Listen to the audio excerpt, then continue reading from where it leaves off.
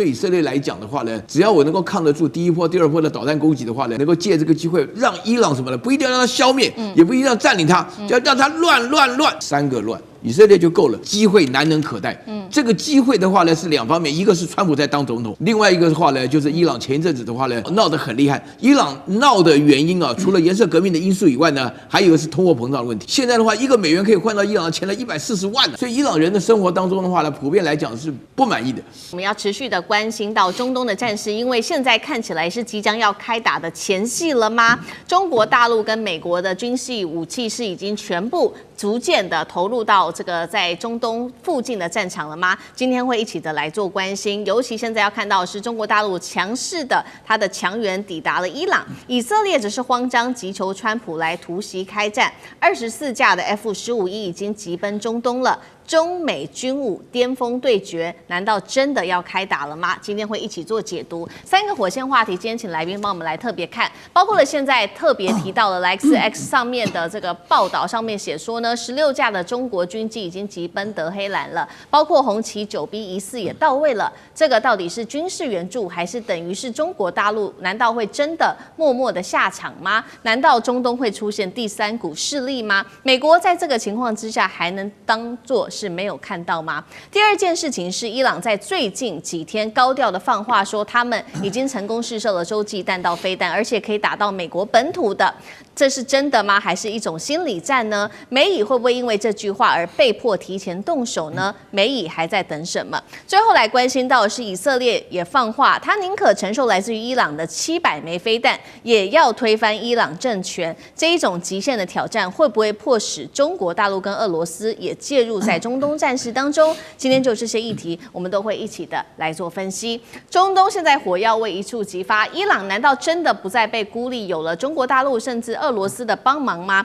正在悄悄的接收中国的军火吗？这是来自于 X 博主 War 上面特别做了一个爆料，说伊朗近期收到了大陆制红旗9B 的防空飞弹系统，并且在过去56小时内，至少16架中国军用运输机已经直奔德黑兰了。另外一方面，伊朗则是再次的对外宣告，成功试射了洲际弹道飞弹，射程甚至他说直指美国的本土。这样子的一个测试，虽然还没有获得外界的一个证实，但已经让国际社会非常的紧张了。而美以在另外一方面，则是全力的在加强部署。我们现在看到说，谈了好久的这个林肯号，现在已经正式通过马六甲海峡，几天之内就会正式抵达中东海域了。外界预估说，一旦美国的航母正式到达，那么就是开战的倒数前夕了吗？再来就是看到 F-15E 的战机也逐渐到位了，从英国基地紧急空运至中东，数量预估会高达24架。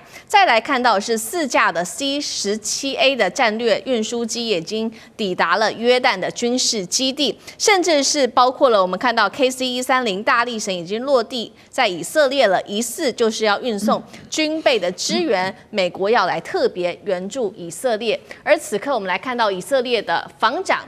特别参谋长特别出来放话，他说已经为突袭战争做好准备了，只要能够推翻伊朗的政权，我们以色列即便承受来自于伊朗的700枚导弹袭击，我们都在所不惜。而伊朗的军事专家预估，美国跟以色列正在接下来筹划对伊朗发动的是混合战争。节目一开始要特别请教委员怎么看了中国大陆的角色？难道真的会介入在这场战争当中吗？是否将中东推向新冷战？美国接下来会怎么做？而伊朗宣示它的洲际弹道飞弹已经可以覆盖住整个美国的本土了，这是战略吓阻还是一个心理战？委员怎么看？对，我想在伊朗的这个情势的变化当中哦，看到这个来自于北京政府的一些操作，其实不难可以理解到。我觉得中国大陆也好，俄罗斯也好，他们已经看懂了川普在全球下的这盘大棋，真正的目标就是剑指中俄嘛。所以其实我们熟悉中国历史就知道说，当年战国时期，秦国那个时候要一统6国，他采取什么策略？他就采取远交近攻啊。就是对于我没有办法处理的，对于力量过于强大的，我就对他示好，跟他交朋友。然后呢，我麻痹他，我让他在温水煮青蛙的过程当中，我不断的剪除他旁边的羽翼，然后我把我周边能够攻下来的我都攻了。那等我把我自己的这个力量巩固好之后，我再挥军向这个原本我的朋友，我就来开始面对他们了。所以你看到川普在处理委内瑞拉、处理伊朗、处理这个格陵兰，川普几乎没有毫不讳言的在讲的目标几乎都是剑指中国跟俄罗斯嘛。特别是像格陵兰，他不断的强调，他要拿下格陵兰，就是因为中国大陆跟俄罗斯在这个北冰洋的航道已经部署了太多的这个装备在那里了，他们必须要遏制中俄哦。然后他拿下委内瑞拉的时候，他讲了什么？他说美国加上委内瑞拉的石油产量占了全世界的55%了。大家想想哦，如果再让他拿下伊朗的话，他所掌握的这个全球原油产量绝对超过70%。那在那个情况之下，你说中国大陆当然首当其冲受到冲击啊。委内瑞拉的油大量都是输往中国大陆，伊朗的亦复如此。那你更不要讲说伊朗所处的地理位置，不管是空中航线或者是这个地面的这个地缘政治的位置，它其实都是站在非常重要的战略枢纽。一旦伊朗失去了，中国大陆的中欧班列马上就会受到冲击。那么所有的相关的航班，美国现在飞中东的机票为什么这么贵？就是因为美国的飞机不能够飞越伊朗的这个上空，不能够飞越伊朗的领空。但是如果这个情势改变了呢，变成美国掌握了伊朗呢，那接下来对中俄来说，他们所失去的远远超过于委内瑞拉可以造成的影响。所以我觉得在这个过程当中，看到北京也好，或者是这个俄罗斯采取更大的动作，其实也并不令人意外了。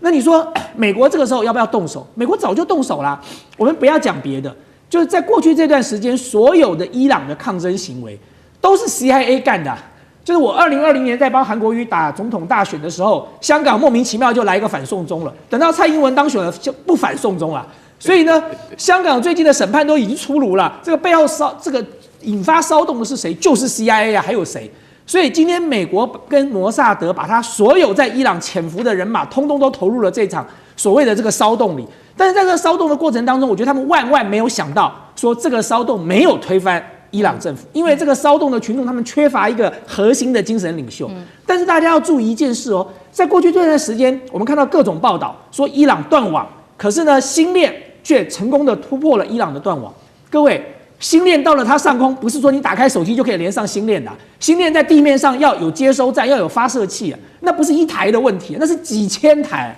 那几千台什么时候运进去的？就如果今天没有地面的这些接收跟发射器，就算星链的卫星全部集结在伊朗上空，打开手机什么都收不到的。那这么长时间的部署哦，你说不是 CIA 不是摩萨德，谁做得到？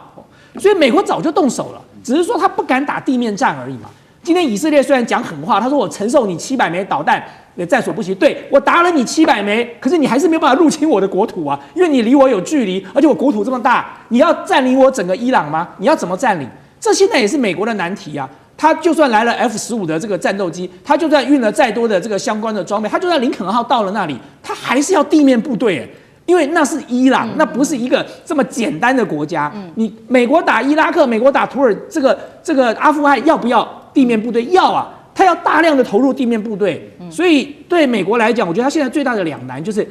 他究竟能不能够在损失最小、付出最小的情况之下达成这个任务？那么我认为美国在评估当中，所以这个时刻中国大陆采取更大的动作，我觉得是有助于牵制住美国，让美国要重新思考。那你说至于说伊朗有没有洲际弹道飞弹哦？我觉得也不无可能啦，因为其实对中国大陆跟俄罗斯来讲，你要帮助伊朗最好的办法就是让他有洲际弹道飞弹，不管是你给他，或者是你帮助他研发。因为只要他有了，他跟美国就是要做保证相互毁灭。那么美国就要想一想了，就我如果真的要发动战争，或者我让以色列发动战争，我的国土会不会受到你洲际弹道飞弹的攻击？这就是美国要考虑付出的代价了。好，这一场可能即将要引爆的战争，现在看起来也涉及到了中国大陆跟美国，还有俄罗斯等等各个国家的武器的一个对决。那刚刚委员帮我们提到了，现在美国在伊朗这边还是缺乏地面部队，不过现在眼前有包括林肯号逐渐要到位，然后再加上战机等等，有了包括伊朗的方面，他现在拿到的是中国制的红旗9B 等等，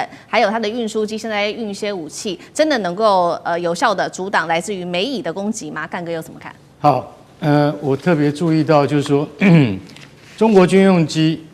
军用的运输机有16架紧急飞往德黑兰。这句话我特别有兴趣，为什么？你知道，有16架军用运输机，我可以告诉各位，那叫做战略运输机，不是那种我们常常我们自己看到的那种4个螺旋桨这样巴拉巴拉巴拉那个飞不到的。为什么？它需要空中加油。所以从最简单、最接近的基地，比如说从西安，或者是从那个国内就是说这个比如说湖北的基地，直接飞到德黑兰的话，那一定要大型长程战略运输机，那就是运20，一次出动16架，很多。因为到目前为止，我所知道，中国大概目前有30架运20成军，一次飞那么多去，带的是什么东西？带的就是红旗9。大家可能对红旗9听过很多次，不太了解它。我可以告诉各位，红旗9就是类似俄罗斯的 S400，本来是 S300，但它的提升它的性能已经到了 S400了。有个国家在美国多少次警告的情况之下，他最后还是买了红旗9。为什么？因为他认为红旗9真的好用，它叫做埃及，好不好？结果埃及用了以后，真的说很好用。然后还有另外一个国家，在去年的12日战争之中，就验证给你看红旗9B 到底它的性能如何。听说他把俄罗斯的 S400的防空飞弹给击落了，就是创造了人类历史上第一次防空飞弹击落防空飞弹。天下有这种奇怪的事情。也就是说，告诉你，红旗9B 的性能，它本来是仿 S300而来的，而达到跟 S400有相同的功能。结果我竟然可以拦截印度的、巴基斯坦的那个红旗9B，拦截了印度的 S400系统。那大家就可以想象到这是什么样的概念，就是说，我现在已经青出于蓝了。所以说，在那个战争之中，不仅仅是巴基斯坦的枭龙或者是歼10打下了印度的标风战机，连防空飞弹都已经胜于印度一筹，而印度的那个原来的系统是俄罗斯的系统，所以红旗9B 不是只有这么简单而已。这样你就比较了解到底它是什么样的系统。红旗9B 现在是部署在中华神盾上面最重要的系统，也就是说海军大家所听过的055大驱或052D 中华神盾，他们主要的防空系统就是海红旗9，跟陆上的红旗9B 是同一个体系出来的。也就是现在中国的主力防空飞弹、区域防空飞弹，射高30公里，射程300公里，然后它可以应付饱和的电子干扰环境。在这种情况之下，这种飞弹用16架运20，赶快运到德黑兰去，这个意义非常重大，就是我赶快援助你。为什么？因为你原先用的 S300或是 S400俄罗斯系统可能没有办法应付新的威胁。什么叫做新的威胁？新的威胁叫做 F-15E。美国的 F-15E 是出了名的炸弹卡车。这个飞机一飞过去，身上带24颗炸弹。它飞到德黑兰去的话，它一架就丢24颗。这24颗可不是小炸弹，每一枚都是500磅的炸弹。一丢到德黑兰的头上的话，那你头就痛了。如果这次派了24架去，2个中队，这种炸弹卡车，它也不是自己就飞过去的，它也会面对很多德黑兰的防空系统，它也有电子压制的。所以这次他如果去的话，会不会被红旗9B 打下来？这件事情就是我们特别现在接下来要关注的重点。不过我们可以理解到，不管是 F-15E 炸弹卡车，或是 F-35隐形战机，都会被防空飞弹打下来。只是远近以及多跟少而已。只要你第一次进去我拦不到，第二次你一定会被我拦到。这个就是什么？这个就是战争的一种艺术，就是说我们都是处于在时代尖端的系统。如果今天中国已经紧急运送了红旗9B 到德黑兰去，那现在 F-15E 真的跑进来要空袭德黑兰的时候，红旗9B 抓得到抓不到？刚开始也许抓不到，但你来第二次，我一定抓得到，就像巴基斯坦抓得到印度是一样的道理。所以我大概简单讲到这边，就是说，如果这个那个美国跟以色列要联合进行空袭行动的话，碰到中国的红旗9B，可能要特别小心一点了。好，现在不管是美国或者是来自于中国大陆的武器，都已经急忙的送到了伊朗这边去。那另外一方面，以色列他也直接喊话，这是他的参谋长，国防参谋长直接说，宁愿承受700枚导弹袭击，也要推翻伊朗政权。中俄在这个时候会介入吗？苑老师怎么看？我们一般人呢，对于这个以色列的这个抵御能力啊，就是说有一种顾虑，就是说以色列在前一阵子，就是2025年6月份的时候，挨了伊朗的导弹啊，非常多，上百颗的导弹以后呢，觉得大家都看到那个惊心，就是触目惊心的那些画面了哈，就觉得以色列这里被炸那里被炸哈。但是实际上的话呢，我告诉大家，就是说以色列本身呢，现在是基于3个理由啊，它是对于这个伊朗的话呢是非要动手不可，所以他的参谋总长扎米尔啊，他的表现的态度非常强悍，而且以色列从以色列已经打了2年多了哈，这个以色列现在没有停的意思，就想要毕其功于一啊，要把伊朗收拾掉。有3个理由是非常重要的，就是说伊朗本身来讲的话呢，就是以色列会攻打伊朗的主要理由就是以色列注意到伊朗的核能的提炼的整个过程并没有被川普摧毁掉。这是大家现在都已经知道的事情，而且以色列的话呢，非常非常担心伊朗拥有核武器。一旦伊朗拥有核武器，再加上飞弹、导弹的话呢，它一定会对以色列发射。这以色列这样认为啊，实际上的话呢，也可能是对的。然后第二个的话呢，就是说伊朗的带头呢打代理人战争呢，那个叫抵抗之湖啊。那么现在的话呢，整个基本上只剩下伊朗了。啊，其他的话呢，从哈马斯开始到这个也门的胡塞武装啊，到这个叙利亚呀，到什么所有原来支持伊朗或是说伊朗拿钱在支持的代理人战争的话，现在都被以色列打垮。所以以色列现在就是说要把伊朗的借这个机会呢，就把它真正的打垮一下啊。所以说那个第3点原因的话呢，就是以色列认为是机会难能可待。这个机会的话呢是2方面，一个是川普在当总统，另外一个的话呢就是伊朗前一阵子的话呢闹得很厉害，伊朗闹的原因啊，除了颜色革命的因素以外呢，还有一个是通货膨胀的问题。现在的话，1个美元可以换到伊朗的钱了140万呢，140万。所以伊朗人的生活当中的话呢，普遍来讲是不满意的。不满意呢，那以色列呢，前一阵子呢，突然表现得出奇安静。就是基本上是在搞内部的这种联络啦，啊，那个摩萨德就开始动作。所以说这3个原因合起来的话呢，对以色列来讲的话呢，只要我能够抗得住第1波、第2波的导弹攻击的话呢，能够借这个机会让伊朗什么呢？不一定要让它消灭，也不一定要占领它，就要让它乱，3个乱。啊，所以说它就够了，以色列就够了。所以说在这种情况下，我觉得中东的战争是一触即发的。观众朋友，今天节目一开始，赶快来关心美国跟以色列将会祭出的这个铁拳行动来攻击伊朗。现在说是倒数72小时就会做攻击了，伊朗方面则是祭出了反制他们的电磁兽现身。这背后有没有中国大陆在后面做技术上的支援撑腰呢？今天也关心的是中俄撑腰，这个现在伊朗的情势开战是否正式进入倒数72小时计时呢？今天都会就这些议题一起做解答。3个火线话题，今天请来宾特别帮我们做解答的。以色列这次批准的最新行动叫铁拳行动，美以如果真的行动了，会在72小时内打伊朗吗？美军会派出他的地面部队吗？另外一方面，第2件事情，我们来看到伊朗的反制，包括他亮出了他的电磁兽，中国的武器跟技术到底有没有在这背后帮伊朗做支援呢？北京是在救伊朗，还是测一个新的战法？最后一件事情，我们会来关注到的是，伊朗其实现在面临的是内忧外患，在国内其实有这个全国的示威活动，已经在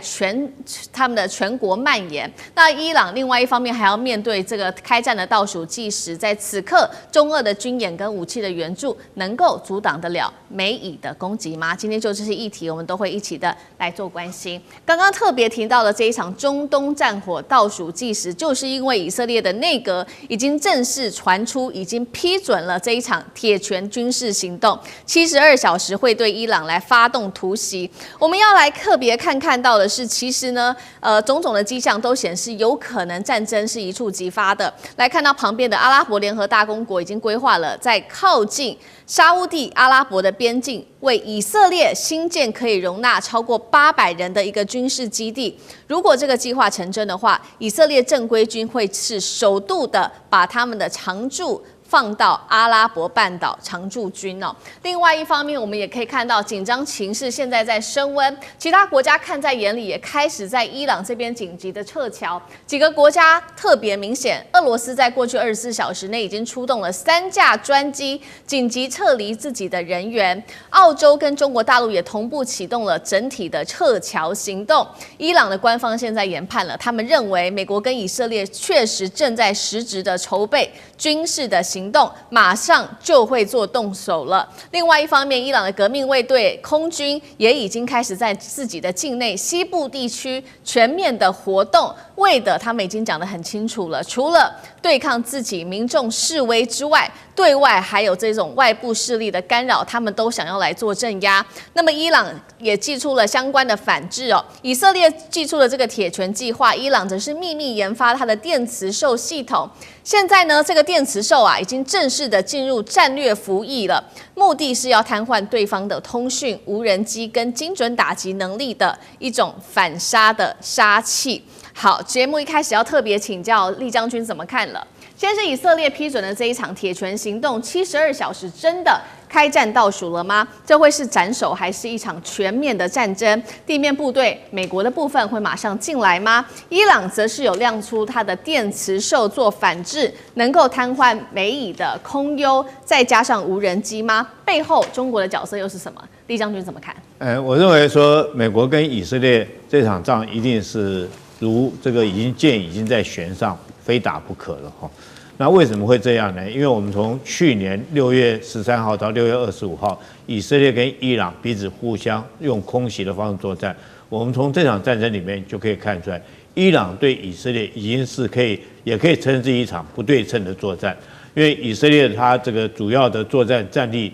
包括战机，包括地面部队，都比伊朗要强很多。但是伊朗可以借着这种高超音速导弹，可以打垮以色列，这是不争的事实。那对以色列来讲的话，这是危急存亡之秋，尤其他国家没有任何的战略纵深。那如果说是当以色列强大，或者是他的导弹弹药库数量多到可以再一次对以色列发动攻击，那我觉得以色列将会遭遇到灭国之灾。在这种状况下，从历次的以阿战争5次的以阿战争，我们都看得到，以色列一直是采取一种策略，就是先下手为强。所以这次我相信他还是会先下手为强。那现在我觉得这场战争已经展开了哈。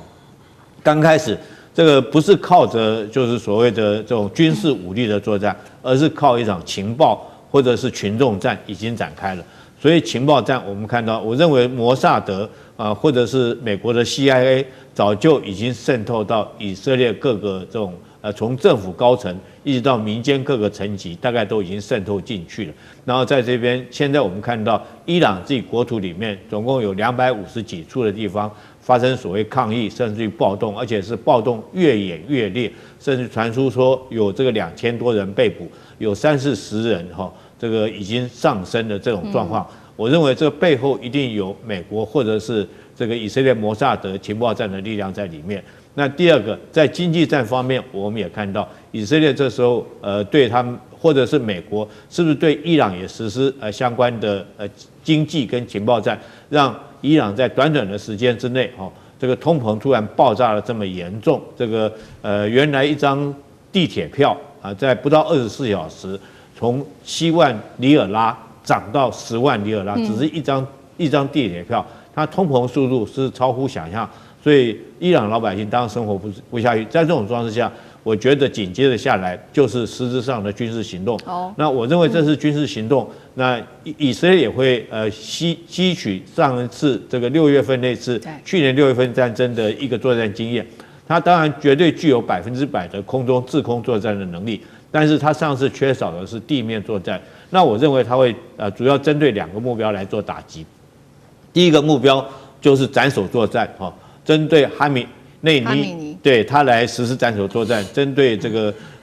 伊朗的这种精神领袖、最高精神领袖来实施斩首作战。那第二个要打击目标，也就是他最担心的核子武器来做打击目标。所以我认为这次除了说是之前延续制空作战的优势之外，另外也有可能采取地面的行动，但是这个地面行动应该不会是采取全面入侵，因为伊朗国土面积非常广大，那你全面入侵你要用的兵力是非常的庞大，那美国大概也不愿意再做重蹈阿富汗的覆辙，所以我认为他会采取的是这个委内瑞拉的这种模式，就是用特种部队进去里面哈，然后对这个他们精神领袖哈梅内伊实施斩首作战，那或者是对这个核子武器、核子设施来实施破坏攻击。所以我们看到美国这次来讲的话，说现在运到欧洲去的武器，大部分都是以这个实施地空整体作战为主的武器，包括到我们看到他用C-17运输机运去的所谓对地的攻击直升机，包括阿帕奇、黑鹰等等这款直升机，还有它的 AC-13洞都是空对地实施直接支援打击的这种武器。那如果再搭配它的三角洲特种部队，我认为对于他们所谓的核设施来实施直接攻击破坏、物理性的破坏，还有对他的哈梅内伊实施斩首作战的可能性是非常高。那目前看起来，伊朗在这方面虽然说他们的这种总司令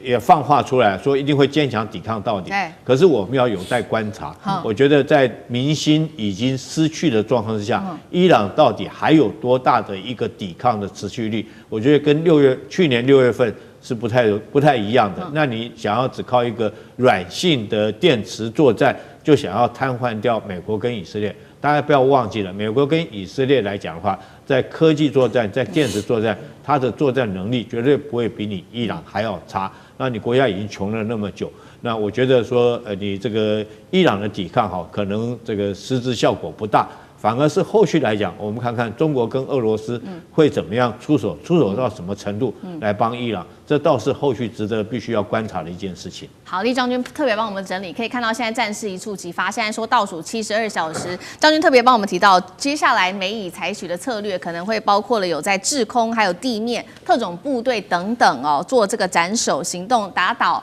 哈米尼之外，包括了这个还有他们的核武设施。那另外一方面也要看看这个伊朗接下来的反制。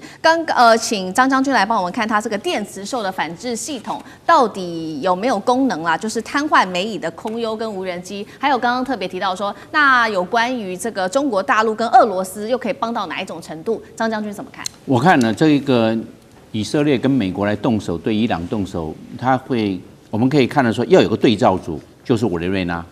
那委内瑞拉91万平方公里，但是在伊朗的话，它的面积就比较大，将近2倍，164万平方公里。换句话说，要对伊朗动手，难度是比委内瑞拉要高得多。那在这个方面，我们可以看有很多相似的状况。第一个，双方收入都低。你要看伊朗它现在也非常贫穷，因为经过美国40年的经济制裁，它的国民所得才4300块美金。你看多少？这大概只有台湾的1/9。换句话穷到民不聊生，4300，然后人口又多，8800多万呢，快要将近1亿的人口。伊朗是换句话说，它经济的包袱是非常沉重。第二个，社会非常动荡，示威不断，然后到现在为止，已经在示威还有这种冲突当中，已经死亡最少45个人了。你看看，这比在委内瑞拉动荡还大，因为已经死那么多人。所以对立非常的严重，它就让人民跟这个社会动荡，人民跟政府之中是相互的对立。第三个，间谍内应，委内瑞拉有内应，里应外合。那现在在伊朗也是里应外合。上一次的时候，我们在去年2025年，以色列还有美国派的这个 B2 的幽灵轰炸机这个轰炸，竟然还有无人机是从这个伊朗内部起飞攻击伊朗。这都是以色列安排好的。我们换句话说，这一次的行动是摩萨德跟美国的 CIA 中情局合作，那这样又不一样。我们知道那一次的美国还有以色列在去年冲突对这个伊朗实施这个攻击的时候伊朗完毕之后处决了好多的间谍，处决的报那个媒体上我都有看到。那现在有没有？我认为还有。那这样子的话，换句话说，又是里应外合。那这样对伊朗动手，我认为不是光只是72个小时的这些动手，我认为先军事上这个极限施压，让伊朗这一方面的军事上的压力非常的沉重之后，再动手，再下手。我认为2种，第一个，我认为擒贼先擒王，先斩首，对哈米尼以及他最高的政府的领导阶层动手，因为他现在有培养一个叫做理查巴勒维理查巴勒维现在流亡海外就是美国要培养的嘛。对，这巴勒维他是以前是王，理查巴勒维他是王储嘛，把他们除掉之后，他才可以回去领导这一些这个反抗哈米尼领导的这些社会大众、平民百姓所以你看，美国他都有预先培养这些人。那您刚才所说的这个中国大陆所提供的电磁兽，我认为这个管不管用？美国跟以色列会用反辐射飞弹的，你一发射电波，反辐射对着你电波就下去，你这样怎么？你发射电磁波是软杀，以色列跟美国可是硬杀反辐射直接把你炸掉。以色列跟美国对伊朗会动用3个战略目标，第一个防空飞弹，因为这个对无人机也好，对轰炸机也好，或者对逆中战机也好会有威胁，先把这些防空飞弹把它除掉。第二个关通系统炸掉，美国不是对这个委内瑞拉炸掉它的关通系统雷达站嘛？一炸掉之后变瞎了。虽然逆中战，但是不要忘了，以色列或美国也会派出 F-15或者 F-16，这还有甚至有美国可不可能派 F-18的超级大防风？这个不是逆中。那但是把它炸瞎。是这个样那这样子，第3还有什么？第3个炸机场。这个伊朗也是有一些机场那这样子的话，伊朗的空军空防几乎都没有了。我们看，但是伊朗有一个好处是在什么地方？德黑兰的首都，首都在内陆，不是像这个我们讲到的委内瑞拉就在海边对不对？这个卡拉卡斯就在旁边就在海边，一进来就到了。但是德黑兰不一样，德黑兰在里海的南端，在内陆是沙漠地带，人口800多万，所以这个就有困难度了。所以，但是美国的 CIA 跟以色列的摩萨德的情报机构可能会做得很好，还有在太空中的人造卫星可能会掌握他们的动态，因为他们有时候也会通联。那我认为还有一个就是看一看美国最近几天在五角大厦附近的披萨店，披萨店生意好不好？披萨店生意如果稍微高一点点的时候，那还没有要动手，一到巅峰的时候，那披萨店忙不过来那这个大量的这种我们讲的外送的一直在忙了，就是要动手了。我认为伊朗要赶快去看那个披萨店，这是很准的，对，就跟汉堡店，披萨指数就来了。换句话，这个方面的一个是斩首行动，另外一个还有一个就是刚才厉将军有讲到的核武设施，上一次还没有打完。我认为那上次那个 B2 幽灵轰炸机派了6架，带了12枚专利炸弹很厉害。但是问题是还没有全部破坏。为什么？所以这次要动手。我认为就是为什么要动手，不是光为哈米尼他们已经有内衣有情报。核武设施并没有破坏殆尽，这一次也要对他做动手，所以是双重斩首行动加上破坏核武，这是这一次的双重目标。好，我们看到伊朗现在面对非常非常大的军事压力，来自于美国跟以色列。那这一盘棋，其实我们看到不只是这个伊朗自己的一个角色，现在说这个外部的其他国家能不能对他有更多的支援？我们要看到2个国家，一个就是中国大陆跟俄罗斯因为这个最新的消息，他们也把手伸出来了。中国大陆它的唐山号驱逐舰8号正式的抵达南非了，接下来它会参与从今天开始一直到9号到16号由大陆主导的和平意志2026的联合的海军演习，那么俄罗斯的军舰也会再加入在这当中。川普早就说了，这个金砖国家就是反美的军事轴线。更核心、更关键的事情是，我们也要看到现在中国大陆针对于伊朗武器上有哪一些的进补呢？他给了他哪一些东西？画面 CG 我们再来带观众朋友快速的看过一下，数千吨的军用固体火箭燃料、飞弹零组件、长程防空飞弹系统传出。还有下定了100架的歼10C， 接触到了包括了红旗9B 跟歼20，还有这个神农的雷射系统等等。那么我们也看到这个，包括在内部，伊朗现在确实这个示威活动持续延烧，网络遭到切断，目前统计45人死亡，2000人被捕。中俄这一次在军演再加上武器的大书写，能救得了伊朗吗？中俄会做到哪一种程度，也是一个问题。委员怎么看？其实坦白讲，伊朗从上一次的美国长城的这个奔袭轰炸之后，就从来没有放弃过要把伊朗打趴这件事情。所以上一次在美国做了那一场这个非常短暂的攻击之后，其实伊朗心中大概一直都没有买单过了啊，他心中一直在犯嘀咕啊，他也不认为说这个伊朗的这个核武设施真的被摧毁了，只是碍于川普的面子，他只好吞了。所以在过去这段时间，其实伊朗一直都没有停止下来了。就他认为这个以色列一直都没有停止下来，他认为伊朗是他最大的威胁哦，所以他无论如何要把伊朗打趴为止哦，他这才能够消除他心中的隐忧。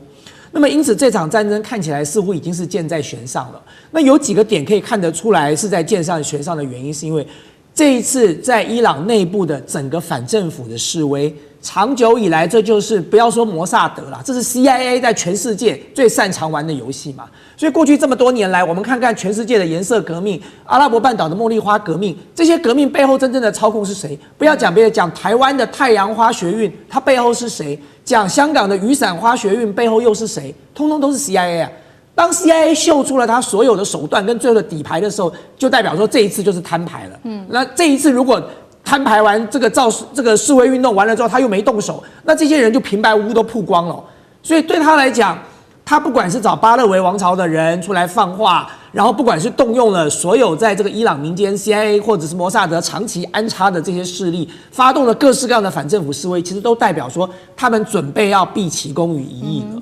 那么我们刚才在讲说，你说中俄的武器能不能够扭转战局哦？我认为有帮助哦，但是要扭转战局不容易。不容易的原因就是大家可以看一下委内瑞拉嘛。过去在委内瑞拉时，大家都提到说委内瑞拉有多少中俄的军事装备，装备很好没有错，可是要部队的素质精良才行啊。就如果说军队的素质不够精良，战斗意志不够坚定你给他再多的武器，他都打不赢胜仗的。大家不要讲别的，光看看神学式政权是怎么在阿富汗打垮美军的。美军的装备难道不好吗？为什么去节节败退？因为政府军他的素质跟他的战斗意志的问题所以我觉得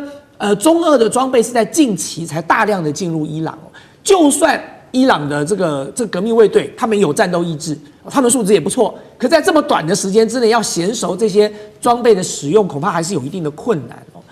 但是我要回过头来讲两件事情，就是说对伊朗来讲就是说伊朗当然前车之鉴，他不可能不知道他当时是怎么被轰炸的。所以你说，如果美国还要走当时的那个路线，来一次长途奔袭、空中加油，再来一次 B 2轰炸机的轰炸，我认为可能就没这么容易了，因为他们上次已经打过一次了。所以呢，美国要再故技重施并不容易。那更不要提到说，伊朗看过美国怎么对委内瑞拉的所以你像哈米尼也好啦，他们革命卫队的将士也好，重要的这些领导也好。该躲的、该藏的、该做的防范都做好了。就是美国上次呢，已经是一个反美政权的教科书了。就是你不要被美国猎杀掉，你不要被美国斩首掉嘛。所以接下来，如果美国要再用委内瑞拉那一套，恐怕也不容易。那你最后你看到的就是最有可能的，就是像刚才两位将军提的，那就必须真的展开实质的攻击了，不是这么简单的外科手术式的这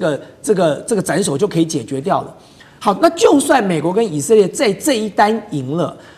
我也不认为长远来讲对美国跟以色列是一件好事了。当然，对以色列来讲，他可能也不在乎，反正他结的仇够多了，他也不多加这一拖。但是对美国来讲，大家不要忘记伊朗不是委内瑞拉，伊朗还有宗教的力量是存在的。所以全世界的恐攻恐怕又要再度兴起了嘛。当你今天把伊朗这样子猎杀掉了，然后政权把它推翻掉了，你真的认为你就可以把伊朗整个吃下来了吗？巴勒维王朝当时是怎么垮的？巴勒维王朝如果有真的这么英明、这么神武的话，当年不会垮的。所以今天你再把巴勒维王朝找回来，就跟你当时把伊拉克、把阿富汗拿到之后，你找了傀儡政权来是一样的。你能够支撑多久？美国接下来要不要驻兵？接下来反过来的反政府示威，就是其他的这个现有的这个伊朗现在的这些宗教力量了。那么巴勒维王朝应接得过来吗？所以接下来美国要不要陷入伊朗这么大的一个泥淖里头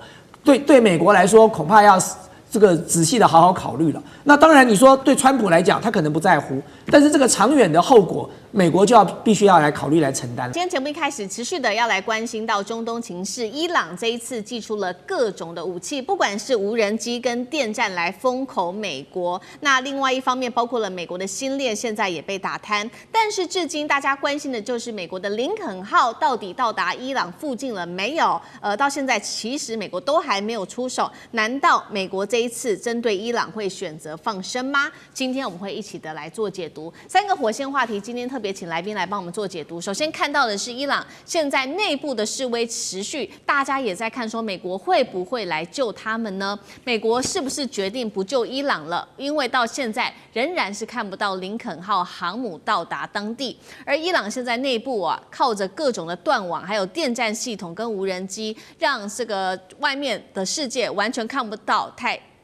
不太到内部的状况，代表现在科技已经站在伊朗的这一边，来对这些示威者进行镇压了吗？最后今天也会来关心美国这一次到底会不会出手呢？如果美国真的不出手，会不会等于就是让哈米尼的家族政权持续的续命呢？这个神权体制有没有可能再统治伊朗20年？如果美国不出手的话，对于整体中东的情势有什么样子的影响？大家又如何看美国在中东的政权呢？今天就这些议题，我们会一起的来做关注。这是最新消息，来自于英国媒体针对于伊朗内部示威暴动所造成的冲击的最新数字统计。他说，对这一场全国性的血腥镇压，死亡人数已经高达了1.6万人，是伊朗见证47年来最残酷的一次国内的清洗行动。而大家在关心的是林肯号到底要不要来救伊朗呢？目前根据了解，原本是停在南海的这个林肯号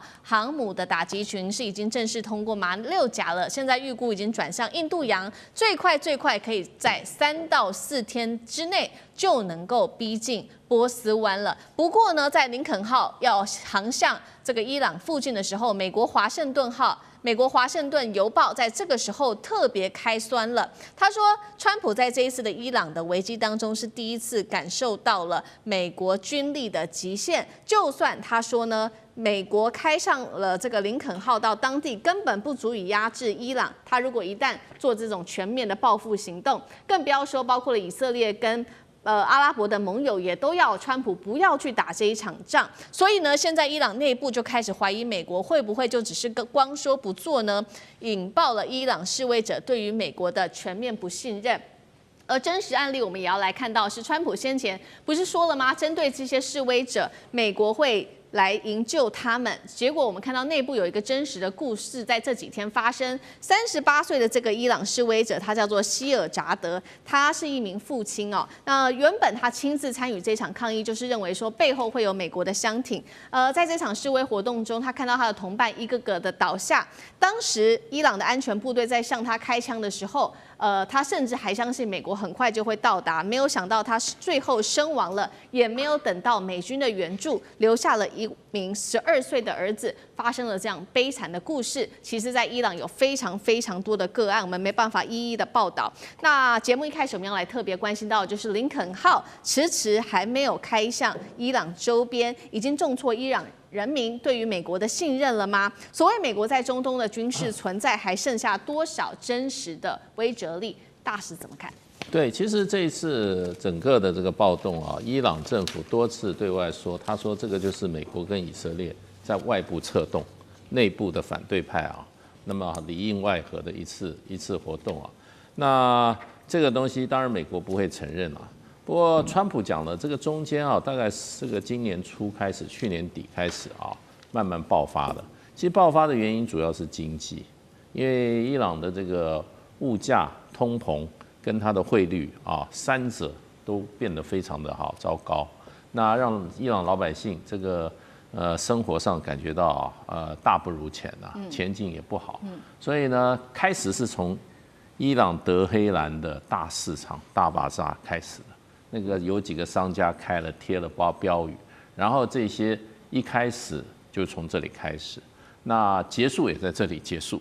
因为最近有一个大陆的一个在这个伊朗的一个做学问的一个学者，他最近刚回到大陆，有人访问他那个情况，其实他的感觉是伊朗从头到尾没有失控，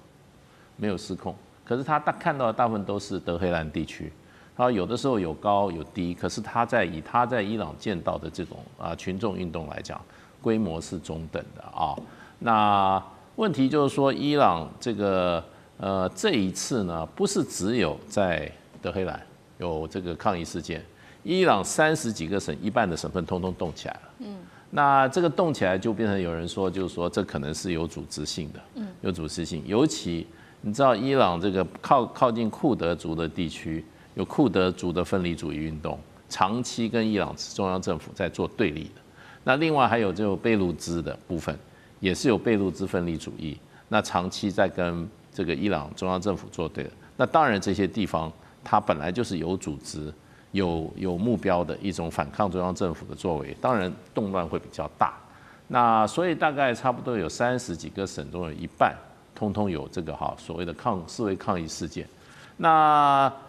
可是另外一个角度看，就还有一半没有事啊。对，伊朗是有120万平方公里、9000万人的国家，所以这次事件的话，就是说星星之火可以燎原，可是它并没有燎原。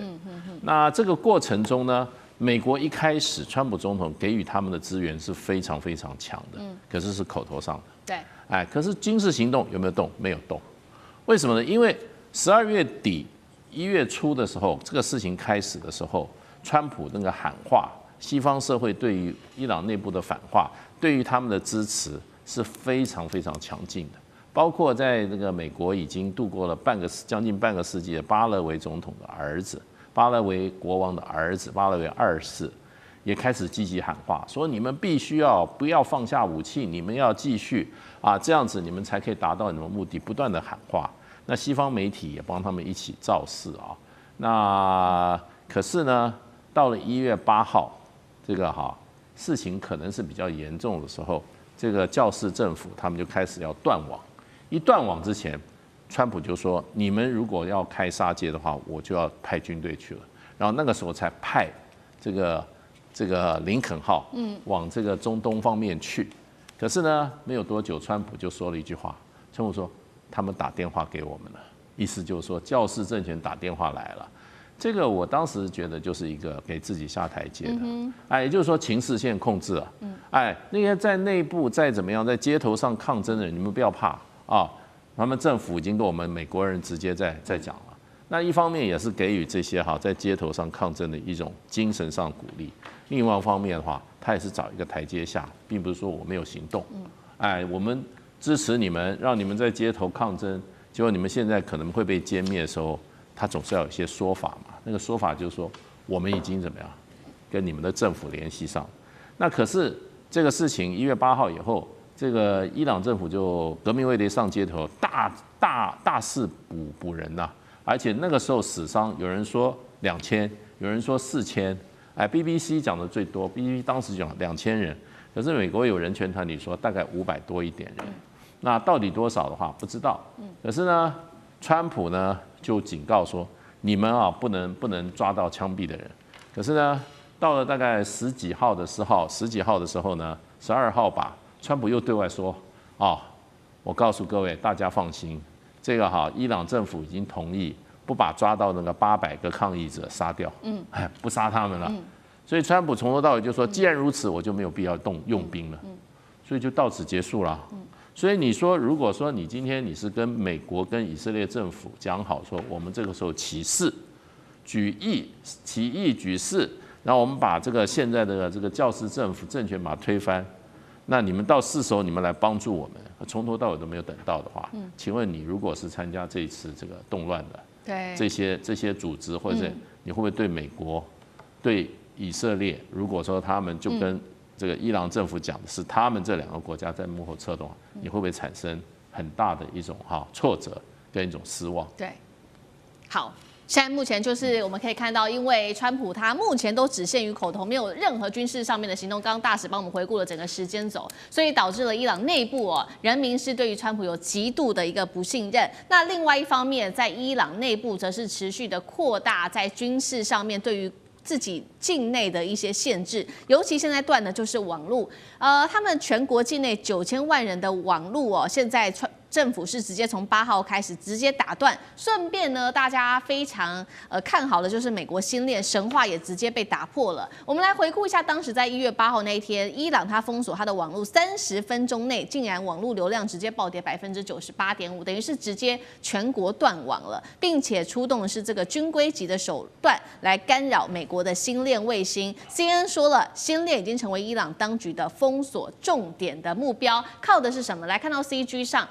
伊朗它动用了哪一些国家级的电战3连杀？首先第一个，我们看到是射频再加上 GPS 的干扰，直接削弱了低轨卫星的连线，让这个讯号就变得非常的断断续续的。再来就是因为呢，星链它的经济门槛很高，过去2年之内，虽然说已经送了5到10台的星链设备到伊朗，但是对于9000万人口的伊朗来说，还是非常的太少了，杯水车薪啊。最后是伊朗它无人机可以去猎杀这些星链系统，因为星链设置的地方太明显了，不管是在屋顶或空旷处，伊朗政府是直接派出无人机来做巡逻，就把这些星链给这个巡逻抓到啊，所以。这个路透社也引述了这个使用者证实说，星链只能在部分地区勉强的使用，而且呢，连线是很不稳定的。干哥又怎么看这一次伊朗全面断网，加上干扰卫星、出动无人机猎杀等等电战资讯封锁，对于这一次来说，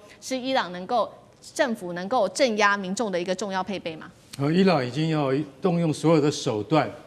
要把星链 Starlink 给摧毁掉。就是要让人民没有办法把画面传到外面去。其实老实讲一句，现在你们所看到的一些断断续续的画面都很珍贵。为什么？因为有些人走了几百公里才找得到可以让星链接收得到的那个地方去。为什么？因为刚刚主持人也讲了，老实讲一句，其实伊朗国内很少这样子的接收器，其实估计至少要10万台，你大概才没有办法封锁。那伊朗是动用了国家级的干扰，它这方面，除了射频加 GPS 干扰，大家就想说，其实星链靠的就是什么 GPS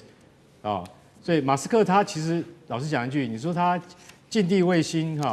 有2000多颗，照理讲很难被干扰。可是今天如果说你要动用到国家级的机器的话，它还是可以把它大部分90%以上屏蔽掉。这就是现在伊朗人民没有办法被外界所得知实际上的状况，是最大的困境所在。然后再加上你知道，你这个 Starlink 它有一个很特殊的，就是说，其实所有的卫星讯号你都必须是露天的，你必须架设在屋顶上，或是必须架设在空旷的地方，那很容易。伊朗政府不是派卫队去消灭它，是派无人机去打掉它。你听起来就觉得说，技术蛮先进的竟然可以用这种方式，用无人机来锁定阳台上的 Starlink 的接收器，这太厉害了。我可以告诉各位，这是中国提出的技术支援，也就是说，这些资源都是来自中国技术的。为什么？因为中国在这方面的技术非常先进，但是这应该要讲成这是军规的，这是军用的。无人机的干扰技术以及无人机的打击技术，这都源自于中国。所以说，伊朗政府为什么能有效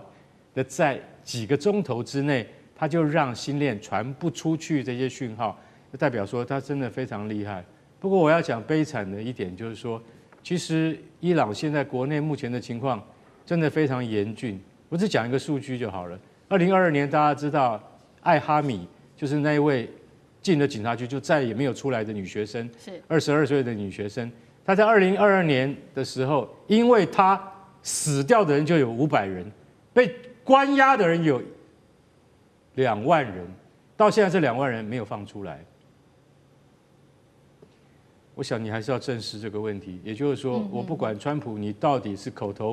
惠而实不至，对，你至少要去面对伊朗的确在用神权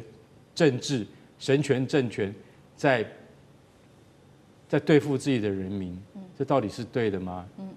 我想海峡两岸的朋友们都应该多关注这件事情吧。好，承接干哥刚刚帮我们提到，美国在关键时刻只说不动那么代表说接下来哈米尼家族的政权会持续的续命吗？有没有可能再执政个20年？上志哥怎么看？这次美国到底为什么不出手啊？最后其实就美国如果出手，真的能赢吗？真的能吗？那么动手真的有用吗？其实当然很多疑虑。其实大家不是说美国军力问题哦。伊朗是一个拥有核武、有8000万人的国家，它不是叙利亚2000万小猫咪啊。可是，所以一旦如果伊朗真的政权垮台乱了的话，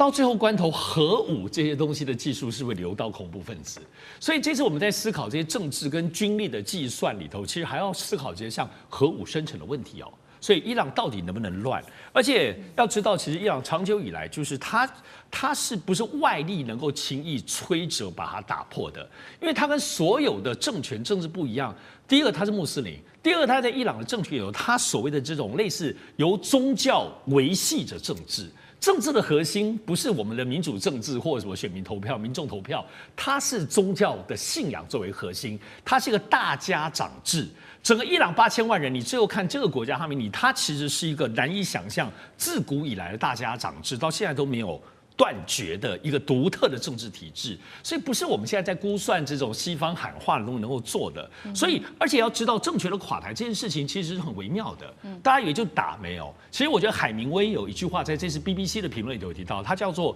一开始是渐进的，然后要有一个突发的东西。这是什么概念？其实我们在中东，在很多的政权的体制当中，它最后能够推翻政权，首先第一名能够成功的是叫做军事政变，第二个部分就是